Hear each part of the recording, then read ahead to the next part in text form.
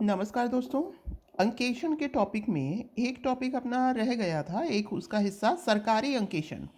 तो चलिए आज पहले हम सरकारी अंकेक्षण को कंप्लीट करते हैं। तो देखिए दोस्तों, सरकारी अंकेक्षण समझने से पहले हमें ये समझना होगा कि जो सरकारी उपक्रम है या जो सरकारी कंपनियां हैं वो कौन सी होती हैं। तो कंपनी अधिनियम 2013 की धारा 2:45 के अनुसार सरकारी कंपनी वह कंपनी है जिसकी प्रदत्त पूंजी का 51% या उससे अधिक हिस्सा केंद्र सरकार अथवा राज्य सरकार अथवा दोनों के पास होता है। तो दोस्तों देखिए, आपको कोई भी कंपनी बनानी है, सरकारी कंपनी है, तो सरकारी कंपनी सरकार अपनी केंद्र सरकार है या राज्य सरकार है, तो 50-50% का हिस्सा हो गया। तब तक तो ये डिफाइन ही, जैसे कि अपन कोई मैच भी खेलते हैं, ठीक है, तो उसमें क्या होगा, जैसे ही कोई 51 नंबर ले आया तो उसको हम जीता हुआ मान लेते हैं।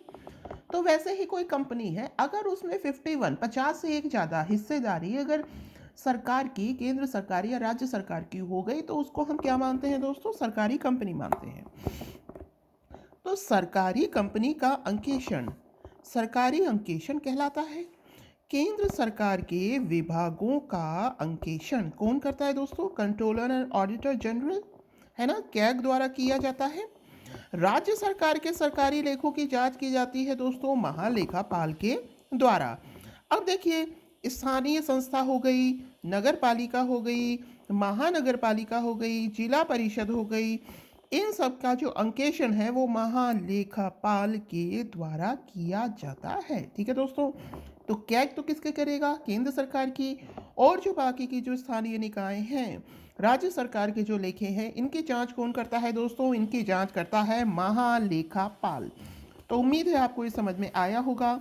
अब हम चलते हैं आगे बजटिंग में। तो देखिए दोस्तों, बजटिंग क्या है। बजट वह प्रबंधकीय उपकरण है जिसके माध्यम से उपलब्ध संसाधनों का अनुकूलतम उपयोग करते हुए समन्वित योजना बनाई जाती है। मतलब ये एक मैनेजमेंट टूल की तरह है, एक प्रबंधकीय उपकरण है दोस्तों, जिसका कि हम यूज़ करते हैं। क्या करने से, क्या करने के लिए हम इसका यूज़ करते हैं कि जो भी हमारे पास जो सोर्सेज हैं, जो संसाधन हैं, उनका हम अनुकूलतम उपयोग करें और अनुकूलतम उपयोग करते हुए समन्वित योजना का निर्माण करें।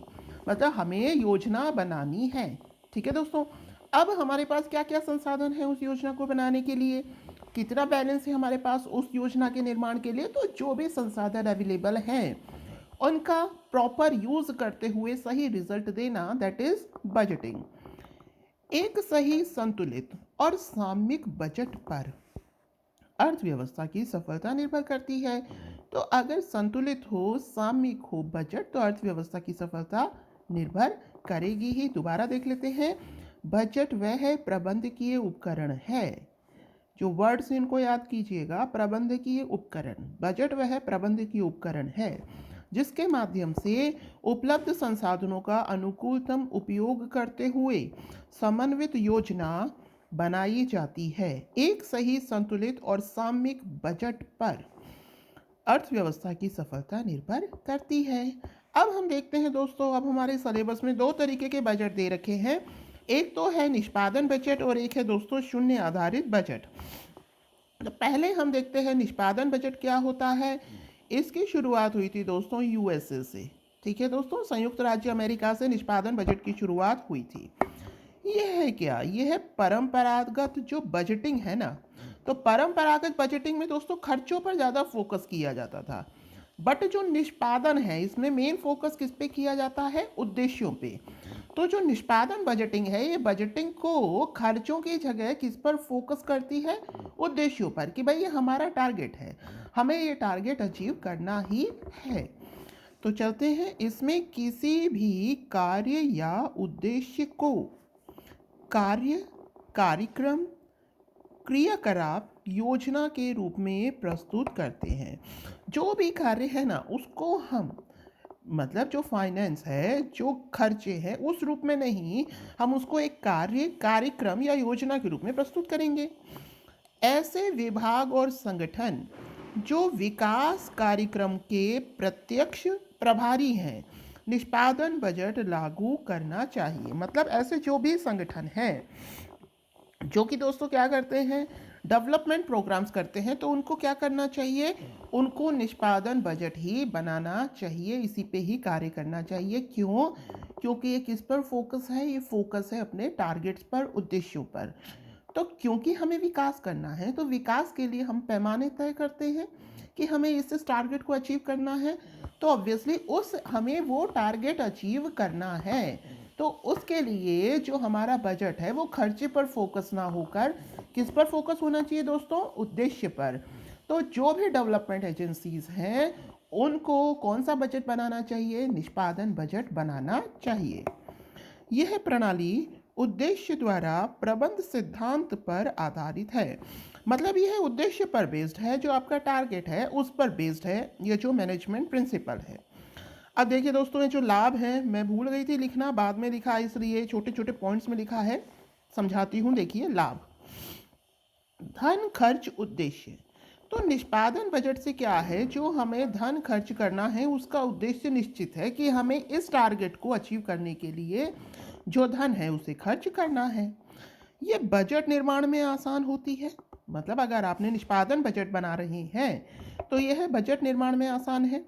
लेखा परीक्षा को आसान बनाती है, वित्तीय साक्षरता में वृद्धि करती है। मतलब इसको जो समझ पाना है वो क्या होता है दोस्तों, आसान होता है। आगे चलते हैं, शून्य आधारित बजटिंग। शून्य आधारित बजटिंग क्या है, इसमें किसी भी मद पर किए जाने वाले खर्चों को व्यापक आलोचना के बाद ही सम्मिलित किया जाता है। मतलब आपको किसी मद पर खर्चे करने हैं तो आप उसकी पूरी आलोचना कर कर, पूरा एनालिसिस करके ही उसको आप इंक्लूड करेंगे।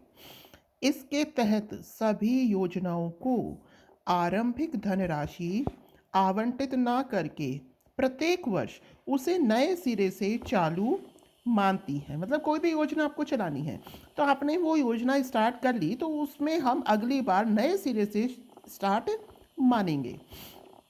इस प्रणाली का अनुसरण करने पर सरकार द्वारा चलाई जा रही जो अनावश्यक योजनाएं हैं वो अपने आप बंद हो जाती हैं, क्योंकि इसमें कोई भी काम जो आप कर रहे हैं उसकी पूरी एनालिसिस करी जाती है।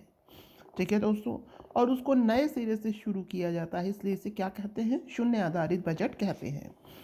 पीटर ए पायर ने क्या कहा है, देखिए, शून्य आधारित बजटन एक परिचालन, नियोजन एवं बजटन की प्रक्रिया है जिसमें प्रत्येक प्रबंधक को, परिचालन, नियोजन एवं बजटन की प्रक्रिया है जिसमें प्रत्येक प्रबंधक को प्रत्येक अवधि में अपने संपूर्ण बजट आवेदन के औचित्य के प्रारंभ से सिद्ध करना पड़ता है। मतलब जो भी आपने बजट बनाया है उसके औचित्य को प्रारंभ से सिद्ध कीजिए, शून्य लेवल से।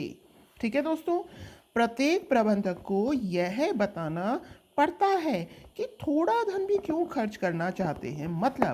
मतलब आपने जो भी बजट बनाया है उसको आप ज़ीरो बेस से समझाइए कि इतना भी अमाउंट क्यों खर्च किया गया है। ठीक है, पूरी एनालिसिस की ये बात करता है कि आप कोई भी टारगेट डिसाइड कर रहे हैं, आप कोई भी खर्च कर रहे हैं तो उसका पूरा एनालिसिस बताइए कि इसको क्यों किया जा रहा है। दोस्तों ये पास काम चल रहा है, कंस्ट्रक्शन वर्क, उधर से थोड़ी आवाज़ आ रही है तो डिस्टर्बेंस के लिए सॉरी। आपको जैसा भी वीडियो लगा हो प्लीज़ बताइएगा। ठीक है, तो धन्यवाद। Have a nice day.